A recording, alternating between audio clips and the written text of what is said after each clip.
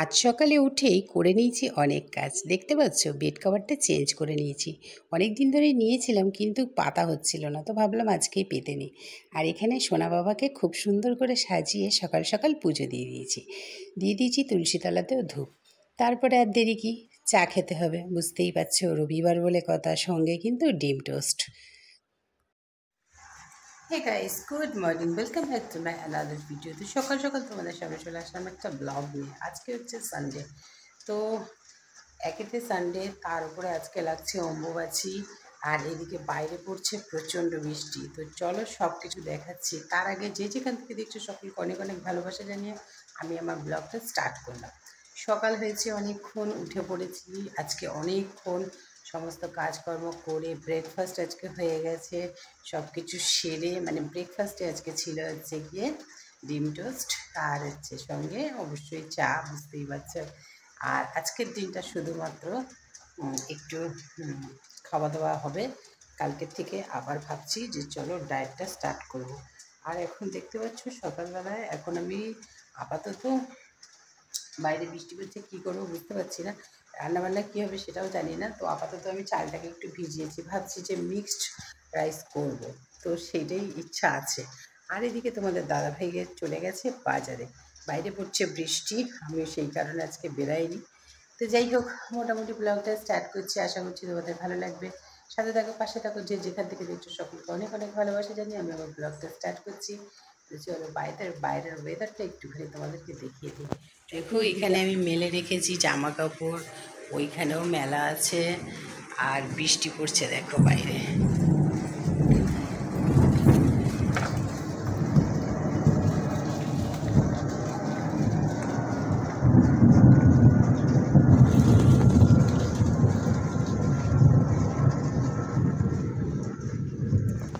তো দেখতে পাচ্ছ বাইরে কিন্তু প্রচণ্ড বেশি পরিমাণে বৃষ্টি পড়ছে, আর মনে হচ্ছে যেন ঘুম ঘুম পাচ্ছে। কী ঘুমাতে পারলে মনে হয় খুব ভালো হতো।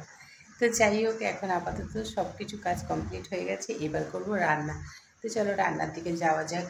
আর আজকে তো ইচ্ছা আছে একটু ফ্রাইড রাইস, মানে মিক্সড ফ্রাইড রাইস, আর হচ্ছে গিয়ে চিকেন করার। তো দেখা যাক কত কি। এখানেও সব কিছু নোংরা হয়ে পড়ে আছে, কিচ্ছু গোছানো হয়নি। তো বললাম না, ওয়েদারটা এমনই, মনে হচ্ছে যেন একটু ঘুম হলে ভালো হতো। তো কিন্তু কী করে ঘুমাবো বলো, এখন তো হচ্ছে গিয়ে সবে রান্নাবান্না করতে হবে। তারপরে আবার হচ্ছে যেহেতু অম্বুবাচীটা লেগে যাবে, সেইখানে আবার ঠাকুরকে ঢাকারও ব্যাপার আছে। তো চলো আপাতত রান্না করা যাক। আচ্ছা, এখানে দেখো আমি আলুটা ভেজে নিয়েছি, আর এখানে আমি দিয়ে দিয়েছি কড়াইতে কিন্তু জিরে ফোড়ন। তো চলো এখন কি বানাবো সেটা তো দেখাই। এখানে চিকেনটা ধোয়া হয়ে গেছে, আর হচ্ছে গিয়ে চিকেনটাই বানাবো। আলুর পরিমাণে আজকে একটু কম দিয়েছি। তোমার দাদাভাই হলে অনেকটা আলু দিতে হবে। আলু খেতে তো ভালোবাসি, কিন্তু কী বলো তো, আলুটা বেশি খাওয়াটা উচিত না।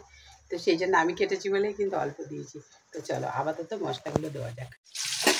তো দেখো এখানে কিন্তু দিয়ে দিয়েছি আমি মশলাটাকে বেশ ভালো করে কষাবো। তো এখানে দেখো সমস্ত মশলা কিন্তু আমি অ্যাড করে দিয়েছি। নুন, হলুদ, লঙ্কার গুঁড়ো, আর দিয়েছি সামান্য একটু চিনি ব্যালেন্স করার জন্য। তো এখন মশলাটাকে বেশ ভালো করে কষাবো যতক্ষণ না পর্যন্ত কিন্তু তেল ছাড়ছে। আচ্ছা দেখো, এখানে কিন্তু আমি মশলার মধ্যে দিয়ে দিয়েছি চিকেন, আর দেখে বুঝতেই পারছো বেশ কিন্তু তেল ছাড়ছে।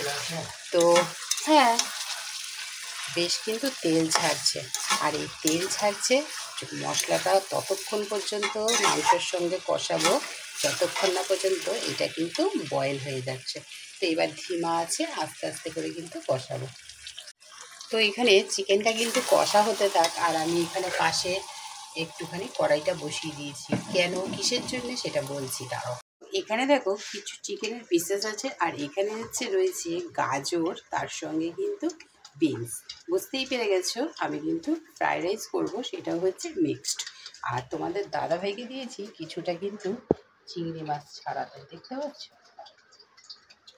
তো কড়াইতে দিয়ে দিয়েছি তেল, আর এখন কিন্তু এগুলোকে বেশ ভেজে নেব। তো এখানে দেখো বসিয়ে দিয়েছি কিন্তু বিনস আর গাজরটা ভাজা, আর এখানে চিকেনটায় কিন্তু জল ছেড়ে দিয়েছে, দেখো সেদ্ধ হচ্ছে। এখানে কিছু নিয়ে নিয়েছি কাজু আর কিশমিশ, তো চিকেন আর প্রন বেশ কিন্তু ভালো করে কিন্তু আমি মশলা দিয়ে কষিয়ে নিয়েছি, দেখেছো? সামান্য একটু মশলা রেখে দিয়েছিলাম, সেটা দিয়ে কষিয়ে নিয়েছি। এবার দেবো কিন্তু ডিম। আর চিকেনটাও কিন্তু এখানে প্রায় কষা কষা হয়ে এসছে, দেখতে পাচ্ছ লাল টকটক করছে কিন্তু একদম। তো কড়াতে কিন্তু তেলটা বসিয়ে দিয়েছি, দেখতে পাচ্ছ। আর এখানে চিকেনটাকে দিয়ে দিয়েছি কিন্তু আমি ঢাকা, প্রায় সেদ্ধ হয়ে এসছে। আর এখানে আমি সমস্ত কাতলা মাছগুলোকে আমি কিন্তু নুন হলুদ মাখিয়ে নিয়েছি। তো চলো এবারে ম্যারিনেট হচ্ছে মাছটা, দেখো কষিয়ে দিয়েছি ভাজা।